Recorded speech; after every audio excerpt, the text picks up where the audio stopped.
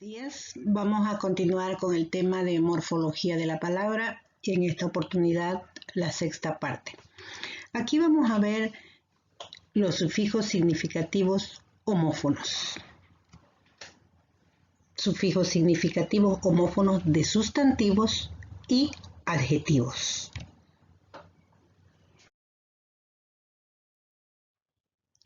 Sufijos significativos homófonos. En nuestra lengua hay sufijos significativos homófonos, es decir, tienen la misma forma de producción, pero poseen diferentes significados.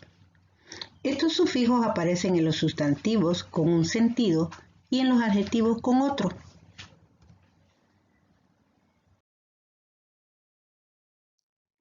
Por ejemplo, el sufijo ado, ada.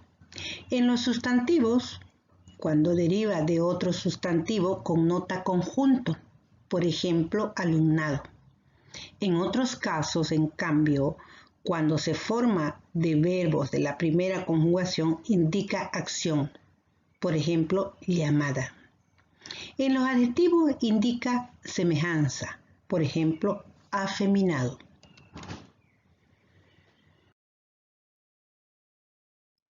El sufijo al. En sustantivos indica el lugar en que abunda el primitivo o conjunto, por ejemplo, rosal.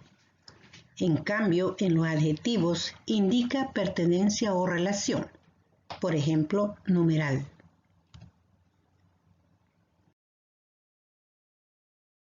Sufijo an. En los sustantivos indica profesión u ocupación, por ejemplo, guardián. En cambio, en los adjetivos forman los gentilicios con el significado natural de, por ejemplo, alemán. En otros casos significa cualidad, por ejemplo, charlatán. El sufijo ano, ana. En los sustantivos designa hidrocarburos, por ejemplo, metano. En cambio, en los adjetivos presenta las variantes iano y forma los gentilicios con el significado natural de, por ejemplo, colombiano.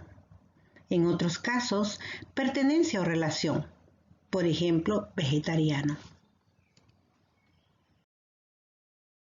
El sufijo ato, ata.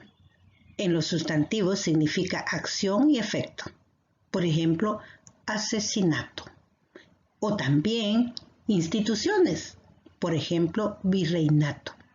En cambio, en los adjetivos significa cualidad, por ejemplo, psicópata. El sufijo ino, ina en los sustantivos suele tener valor diminutivo, por ejemplo, diamantino. En cambio, en los adjetivos forma los gentilicios, significado natural de, por ejemplo, vallegrandino. En otros casos indica pertenencia o relación, por ejemplo, cervantino. El sufijo ar. En sustantivos indica el lugar en que abunda el primitivo, por ejemplo, cañar. En cambio, en los adjetivos significa condición o pertenencia, por ejemplo, ejemplar.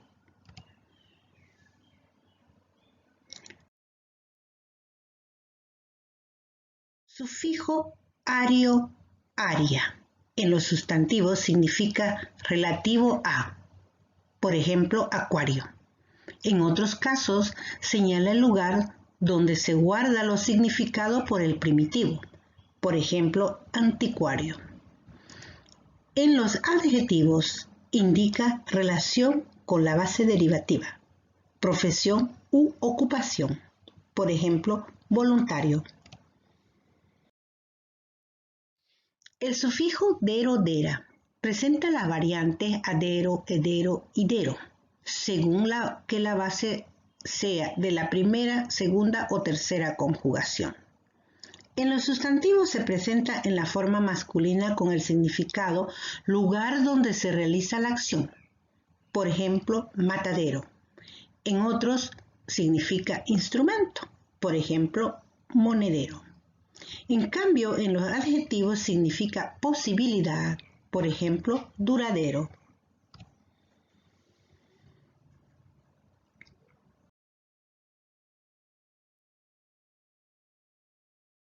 Sufijo dor-tora presenta las variantes ador, edor y dor, según que el verbo base sea de la primera, segunda o tercera conjugación.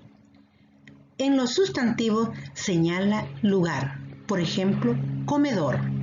En los adjetivos señala el agente que realiza la acción, por ejemplo, vendedor.